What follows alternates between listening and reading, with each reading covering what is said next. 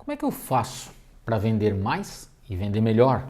De uma maneira simples, de uma maneira objetiva, de uma maneira prática. Ou seja, com 5, 6 opções, como é que eu consigo fazer com que isso de fato ganhe escala? Então eu vou dar hoje para você aqui 5 dicas e eu espero que essas 5 dicas possam fazer com que você tenha um resultado mais consistente nas suas vendas, uma velocidade maior na sua forma de vender. Então a primeira dessas dicas seria você conhecer com muita propriedade o seu produto e ou serviço. Aquilo que de fato você precisa e deve vender. Quanto mais você conhecer esse produto ou serviço, quanto mais você tiver argumentos para poder defender diante do seu cliente, maior a probabilidade de você ter sucesso, de você conseguir convencer esse cliente que esse produto ou serviço faz muito sentido para ele e que ele precisa comprar esse produto ou serviço com você ou com algum outro profissional da sua empresa, da sua equipe que vai estar oferecendo para ele. Outra coisa muito importante é a definição clara e efetiva de quem é o nosso público-alvo, ou seja, o público que desejamos atender. É muito comum os profissionais entenderem que podem vender para todo e qualquer tipo de público o seu produto ou serviço, e nem sempre é assim.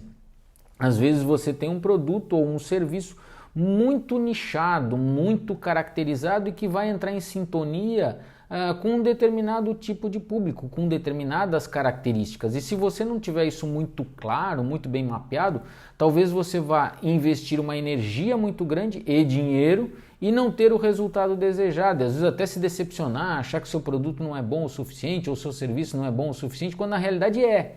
A única coisa é que você está oferecendo para o público que não é o público certo, que não é o público correto para consumir esse produto ou serviço. Outra questão fundamental, que seria o terceiro ponto, muito importante quando a gente fala de querer ganhar escala em vendas, é a questão da comunicação.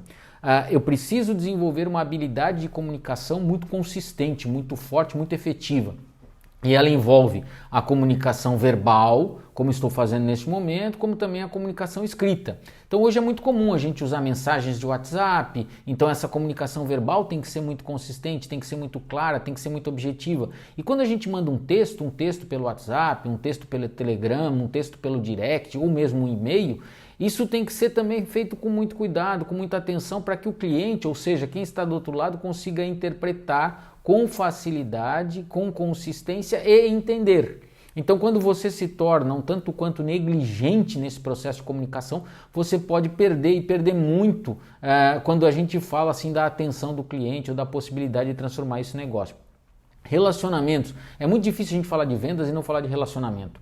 Porque independente de nós estarmos numa era muito mais digital do que a analógica de alguns anos atrás, o relacionamento ainda é muito importante, porque mesmo com a abordagem digital, eu preciso que esse cliente se sinta interessado em acessar esse conteúdo. E para ele se interessar em acessar esse conteúdo, mesmo um conteúdo digital, se faz necessário algum tipo de conexão, de relacionamento que seja pré-estabelecido. Então, quanto mais consistente for esse relacionamento, maior a probabilidade de eu ter sucesso, de eu ter êxito. Então, explore e invista no relacionamento, porque isso faz toda a diferença. E para fechar as nossas 5 dicas, vem a dica final, que é aquela de você monitorar e analisar com muito cuidado os resultados que vem sendo gerado por todas as suas estratégias.